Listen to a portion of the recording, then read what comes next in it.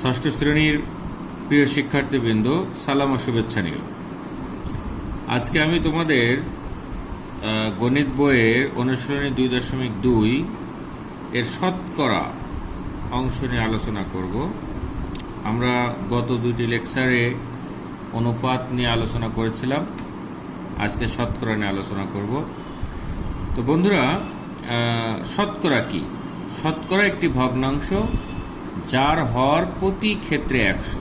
অর্থাৎ কোনো ভগ্নাংশের হর যদি 100 হয় তবে সেটাকে আমরা শতকরায় প্রকাশ করতে পারব। যেমন 7/100, আমরা দেখলাম এটা একটা ভগ্নাংশ, এর হরে আছে 100, সুতরাং আমরা এটা লিখতে পারি 7 গুণ 1/100। এই যে হর 100কে আমরা লিখলাম 1/100, এই 1/100কে আমরা লিখতে পারবো 7%। অর্থাৎ যদি হর প্রতি ক্ষেত্রে 100 হয় তাহলে সেই হরের পরিবর্তে আমরা পার্সেন্টেজ দিয়ে দিব। যেমন আমার হতে পারে 3/100, তাহলে আমরা ডিরেক্ট এটাকে লিখবো 3%। তো বন্ধুরা, যদি এমন থাকে সাপোজ 3/4, তাহলে এটা কত পার্সেন্ট? তাহলে এই টাইপের অঙ্কের ক্ষেত্রে আমরা যে কাজটা করব সেটা হলো হরকে 100 বানানোর চেষ্টা করব। তো আমরা এভাবে অনেকভাবে এটা করতে পারি। যেমন এই 4কে কিভাবে 100 বানানো যায়? 25 দিয়ে গুণ করা যায়। তাহলে আমরা জানি ভগ্নাংশের লব এবং হরকে একই সংখ্যা দ্বারা গুণ বা ভাগ করলে তার মানের পরিবর্তন হয় না। সুতরাং এটা উপরে হবে 75, নিচে হবে 100। যেহেতু নিচের হর 100, সুতরাং আমরা লিখতে পারি 75%। তাহলে বস্তুত শতকরা একটি ভগ্নাংশ যার হর প্রতি ক্ষেত্রে 100, এটা মাথায় রাখবে। তো বন্ধুরা, তোমাদের বইয়ের আমি অঙ্ক এই শতকরায় প্রকাশ করো অথবা সামান্য ভগ্নাংশ, দশমিক ভগ্নাংশে প্রকাশ করো, এই টাইপের কিছু অঙ্ক আমি আগে থেকেই করে রাখছি আমাদের আলোচনাটা সুবিধার জন্য। মাথায় রাখো বন্ধুরা, আমি একটু ব্যাখ্যা করব আর কি। যেমন তোমাদের বইয়ের প্রথম অঙ্কটা আছে 3/4। তো আমরা এটা দেখছি যে হরে আছে 4, তো যেহেতু এটাকে শতকরায় প্রকাশ করতে হবে, বইয়ে আছে শতকরায় প্রকাশ করো, তাহলে হর আমাকে 100 বানাতে হবে। তো কত দিয়ে গুণ করলে 100 হবে? 25 দিয়ে। তাহলে এখানে 25, লবকে 25 দ্বারা, হরকে 25 দ্বারা, সুতরাং এটা হলো 75/100, 75%। বন্ধুরা, এটা আমরা এভাবে করতে পারি 3/4 গুণ 100% দিয়ে গুণ করবো, 100%। তাহলে 4 দিয়ে কাটলে 4, 25, 100, 75%। আবার আমরা এভাবে করতে পারি 3/4 = 3 গুণ 100/4 গুণ 100। এই যে হর যেহেতু 100 হতে হবে, কাজেই এই হরটাকে কখনোই আমরা চেঞ্জ করবো না, এটা ঠিক রাখবো। তাহলে 4 দিয়ে কাটলাম, 4, 25, 100, 3, 25, 75/100, দ্যাট ইজ 75%। তাহলে এই অঙ্কটা এই তিনটার যে কোনো একটা নিয়মে তুমি করতে পারবা, তোমার যেটা ভালো লাগে। খ নাম্বারটা করেছি, দেখো বন্ধুরা, 7/15। এখন এই 15কে এমন কোনো সংখ্যা নেই যা দ্বারা 15কে গুণ করলে 100 হয়। কাজে আমরা কি করব? সরাসরি 100 দ্বারা লব এবং হরকে গুণ করব। তাহলে এখানে আমরা 5 দিয়ে কাটলে 20, 5 দিয়ে কাটলে 3, 140/3। আর এই হরের 100কে লিখবো 1/100, 1/100 জন্য পার্সেন্টেজ।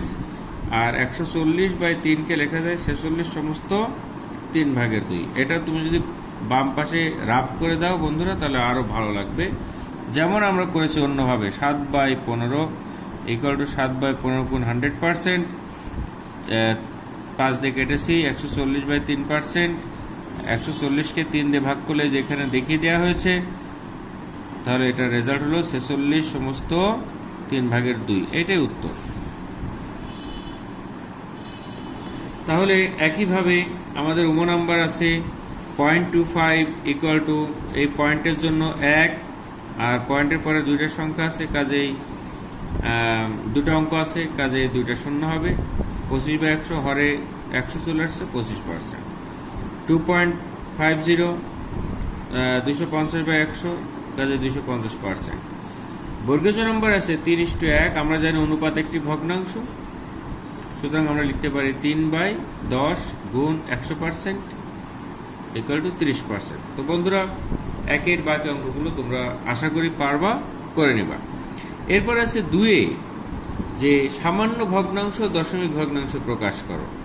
তো সামান্য ভগ্নাংশ মানে আসলে সাধারণ ভগ্নাংশ, আর দশমিক ভগ্নাংশ তো আমরা বুঝতেই পারছি। তো সামান্য ভগ্নাংশ আমার আছে পার্সেন্টেজে 45%, এটাকে পার্সেন্ট মানে হর প্রতি ক্ষেত্রে 100, তাহলে 45/100, তার মানে 9/20।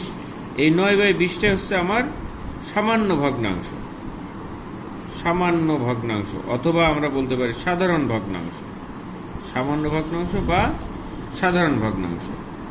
আর 9কে যদি আমরা 20 দিয়ে ভাগ দিই বন্ধুরা, এই যে আমি ভাগ করে দেখিয়েছি এখানে, তাহলে হবে 0.45।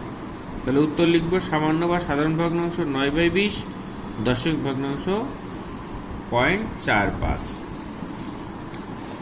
বন্ধুরা, একইভাবে আমরা এখানে করেছি 2 গ, সেখানে আছে 37 সমস্ত 2/1%, তার মানে এটা লেখা যায় 75/2%, আর পার্সেন্ট মানে হর প্রতি ক্ষেত্রে 100, সুতরাং 75/2 গুণ 1/100। 25 দিয়ে কাটলে 3×25 75, 25 দিয়ে কাটলে 4×25 100, কাজেই 3/8। এটা হলো আমার সামান্য ভগ্নাংশ বা সাধারণ ভগ্নাংশ।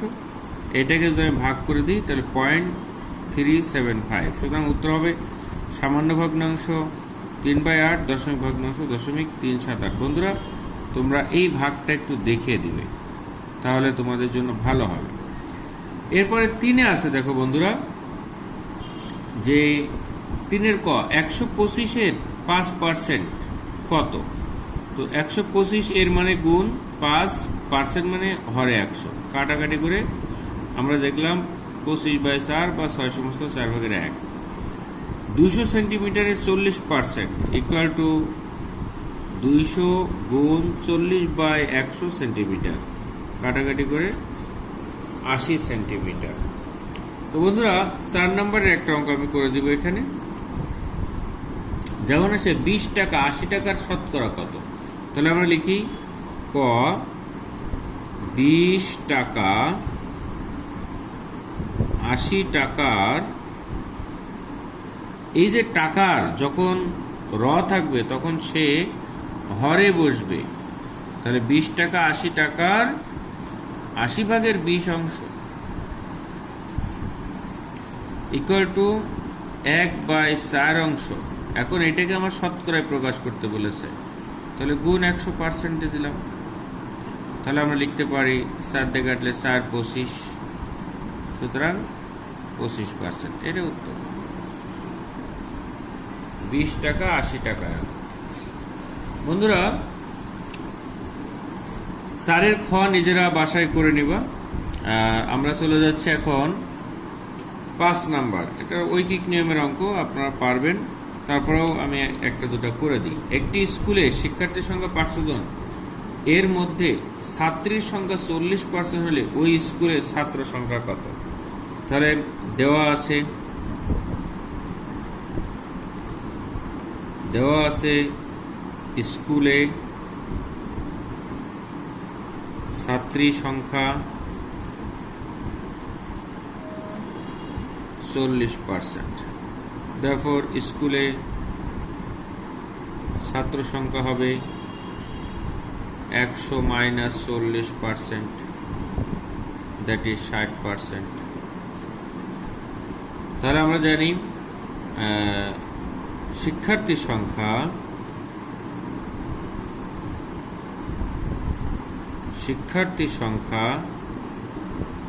100 জন হলে ছাত্র সংখ্যা 60 জন, therefore শিক্ষার্থী সংখ্যা 1 জন হলে ছাত্র সংখ্যা 60/100 জন। তাহলে শিক্ষার্থী সংখ্যা আমাদের দেওয়া আছে 500 জন হলে ছাত্র সংখ্যা হবে 60 গুণ 500 বাই 100 জন ইকুয়াল টু, এটাতে কাটলে হবে 5 300 জন। বন্ধুরা, এক্ষেত্রে আমি একটু বলে রাখবো যে আমরা অনেকেই এই 1-0-1-0-1-0 কাটে, এটা কিন্তু রং কনসেপ্ট। আপনাকে একবারে কাটতে হবে, যে 100 দিয়ে 100 500-র ভিতরে যায় 5 বার, একবারে কাটার চেষ্টা করব। তাহলে এখানে উত্তর ছাত্র সংখ্যা হবে, উত্তর ছাত্র সংখ্যা 300 জন। 6 নম্বর একটা অঙ্ক আছে, ডেভিড সাময়িক পরীক্ষায় 900 নম্বরের মধ্যে 600 নম্বর পেয়েছে, সে শতকরা কত নম্বর পেয়েছে, মোট নম্বর এবং প্রাপ্ত নম্বরের অনুপাত, এটা তোমরা পারবা। মুসান্না বইয়ের দোকান থেকে একটি বাংলা রচনা বই 84 টাকায় ক্রয় করলো, কিন্তু বইটির কভারে লেখা মূল্য 120 টাকা, সে শতকরা কত টাকা কমিশন পেল। আমরা এই অঙ্কটা একটু করার চেষ্টা করব। 7 নাম্বার, খেয়াল করো বন্ধুরা, সে শতকরা কত কমিশন পেল। বইয়ের কভার মূল্য ছিল 120 আর বইটা সে ক্রয় করেছে 84 টাকায়। তাহলে আমি লিখি আগে যে 120 টাকায় কমিশন। বন্ধুরা, এখানে একটু বলে রাখি, কমিশন মানে ছাড় পেল, কমিশন পেল 120 টাকায়, সে কমিশন পেল 120 মাইনাস 84 টাকা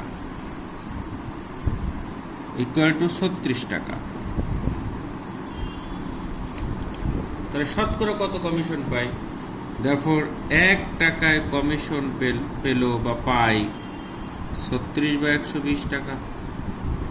অতএব 100 টাকায় কমিশন পেল 36 গুণ 100 বাই 120 টাকা। আমি যদি 12 দিয়ে কাটি, 3 12 36, 12 দিয়ে কাটলে 12 12 10, এটাতে কাটলে হবে 10, 3 10 30 টাকা। এখানে বন্ধুরা টাকা লিখবো, উত্তরে লিখবো পার্সেন্টেজ, উত্তর 30%। কারণ এখানে টাকা লিখবো এই কারণে যে 100 টাকায় 30 টাকা ছাড় পাই, সুতরাং উত্তরে এসে যাবে শতকরা 30%। বন্ধুরা, এরপরে আছে একজন চাকরিজীবীর মাসিক আয় 15,000 টাকা, তার মাসিক ব্যয় এত, তার ব্যয় আয়ের শতকরা কত, এটাও পারবেন, এটা খুব ইজি অঙ্ক। 9 নম্বর, শোয়েবের স্কুলের মাসিক বেতন এত টাকা, তার মা তাকে প্রতিদিনের টিফিন বাবদ 20 টাকা দেন। মাসিক বেতন এত, তার মা তাকে প্রতিদিনের টিফিন বাবদ এত টাকা দেন, তার প্রতিদিনের টিফিন বাবদ খরচ মাসিক বেতনের খরচের শতকরা কত। তো 9 নম্বরটা আমি একটু করে দিই বন্ধুরা, লিখে নিই। দেওয়া আছে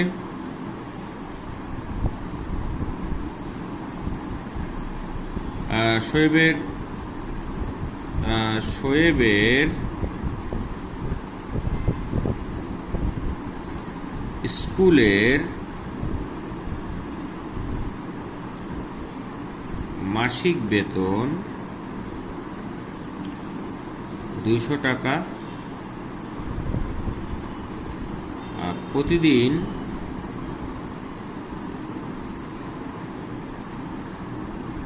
টিফিন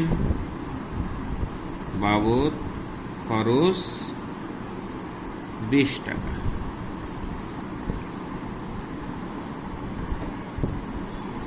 তো আমরা লিখি যে অতএব টিফিন বাবদ খরচ, টিফিন বাবদ খরচ মাসিক বেতনের, বলছিলাম র থাকলে হয়ে যাবে, বেতন ছিল 200, এত টাকা, সরি এত অংশ, তাহলে এটা হবে 1/10 অংশ, তার মানে 1/10 গুণ 100%, সুতরাং 10%। অথবা এই অঙ্কটা আমরা এভাবে করতে পারতাম বন্ধুরা, আমরা লিখতে পারতাম 20/200, 2 দিয়ে কাটলে এখানে হয় 10, 2 দিয়ে কাটলে হয় এখানে 100, তার মানে 10/100, সুতরাং 10%, কারণ হরে 100 চলে আসছে। সো শিক্ষার্থী বন্ধুরা, আমাদের প্রথম লেকচারে এই পর্যন্ত 9 পর্যন্ত, আশা করি তোমরা 10 নাম্বারটা করবে। সুতরাং এই লেকচারে আমরা যে 10 পর্যন্ত যেগুলো করা হয়েছে বাকিগুলো তোমরা নিজেরা করে নিবা। তো আজকে পর্যন্তই। ভালো থাকো বন্ধুরা, সুস্থ থাকো এবং পড়াশোনার সাথে থাকো। আল্লাহ হাফেজ।